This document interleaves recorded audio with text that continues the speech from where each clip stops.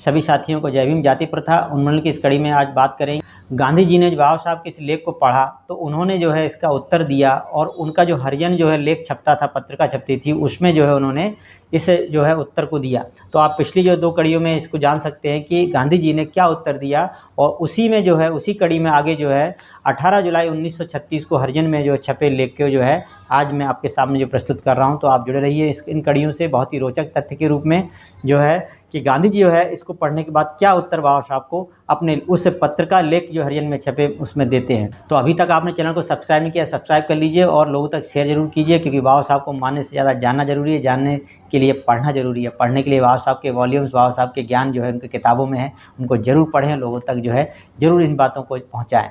तो गांधी जी क्या कहते हैं आगे जो है अपने हरिजन 18 जुलाई 1936 के लेख में। रामायण और महाभारत सहित वेद, उपनिषद, स्मृतियाँ और पुराण हिंदू धर्म शास्त्र हैं, लेकिन यही अंतिम सूची नहीं है। प्रत्येक युग और पीढ़ी ने इस सूची में कुछ न कुछ जोड़ा है। इससे निष्कर्ष निकलता है कि जो कुछ छपा है या हाथ से लिखा गया है वही धर्मशास्त्र नहीं है। उदाहरण के लिए स्मृतियों में बहुत कुछ है, लेकिन उसे ईश्वर की वाणी नहीं स्वीकार किया जा सकता, गांधी जी कहते हैं उसको पढ़ने के बाद। इस प्रकार कई उदाहरण जो डॉक्टर अंबेडकर ने स्मृतियों से दिए हैं उन्हें अधिकृत नहीं माना जा सकता। इस बात से गांधी जी कहते हैं ये वो सही नहीं है, अधिकृत नहीं है, एक सही प्रमाण नहीं है, ऐसा कहते हैं। आगे गांधी जी कहते हैं सही धर्म ग्रंथ उन्हें ही कहा जा सकता है जो शाश्वत है तथा अंतःकरण को छूते हैं, अर्थात उन लोगों के हृदय को आकर्षित करते हैं जिनके ज्ञान चक्षु खुले हों। उन्हें ईश्वर की वाणी नहीं माना जा सकता जो तर्क की कसौटी पर खरी ना उतरे। तो एक तरफ ये भी कह रहे हैं कि जो तर्क की कसौटी पर खरी नहीं उतरते उनको जो है हम सही धर्म ग्रंथ नहीं कह सकते, और दूसरी तरफ जो है इसके समर्थन में भी वो कहते हैं। तो आगे कहते हैं और यदि उसके पास धर्म ग्रंथ का परिशोधित संस्करण है तो वो आपको उसकी टीका की आवश्यकता पड़ेगी। सबसे अच्छा टीकाकार कौन है? आवश्यक रूप से विद्वान नहीं हो सकता, फिर भी विद्वता आवश्यक है, लेकिन धर्म विद्वता पर नहीं चलता। धर्म साधु संतों और उनके जीवन एवं कथन पर चलता है। एक जो है नया तर्क जो गांधी जी ने दिया कि धर्म विद्वता पर नहीं चलता, धर्म साधु संतों और उनके जीवन एवं कथन पर चलता है। साधु संतों के संचित अनुभव को लोग मानते हैं, वह युगों तक प्रेरणा पाते हैं, जबकि धर्म ग्रंथों के सबसे अच्छे विद्वान टीकाकारों को लोग भुला देते हैं। तो एक तरफ जो है इस पर ही प्रश्न चिन्ह लगाते हैं। तो जात पात का धर्म से कोई मतलब नहीं है।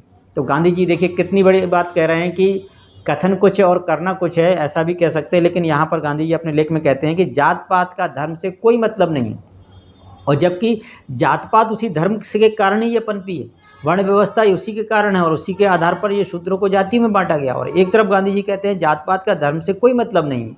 तो जाति एक रीति रिवाज है, ये वो कहते हैं, जिसके उद्गम को मैं नहीं जानता। एक तरफ ये भी कह दिया ये जन्मा कहाँ से, जबकि बाबा साहब ने पूरी तरह से पोस्टमार्टम करके बता दिया।